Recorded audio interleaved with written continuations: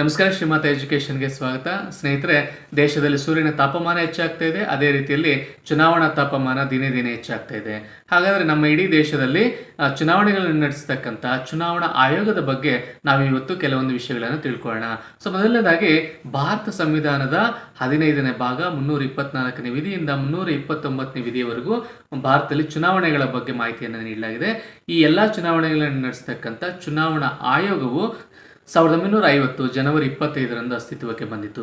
So ಈ ಜನವರಿ 25ನ್ನು ರಾಷ್ಟ್ರೀಯ ಮತದಾರರ ದಿನೋತ್ಸವ ಎಂಬುದಾಗಿ ನಾವು ಆಚರಣೆ ಮಾಡ್ತಾ ಇದ್ವಿ. ನ್ಯಾಷನಲ್ ವೋಟರ್ಸ್ ಡೇ ಅಂತ 2011ರಿಂದ ಆಚರಣೆಯನ್ನು ಮಾಡ್ತಾ ಇದ್ವಿ.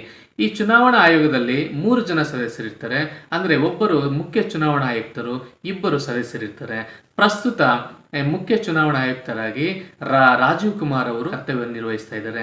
ಸೊ ಇವರ ಒಂದು ನೇಮಕ ರಾಷ್ಟ್ರಪತಿಗಳಿಂದ ಆಗತ್ತೆ. ಅವಧಿ 6 ವರ್ಷ ಅಥವಾ 65 ವರ್ಷ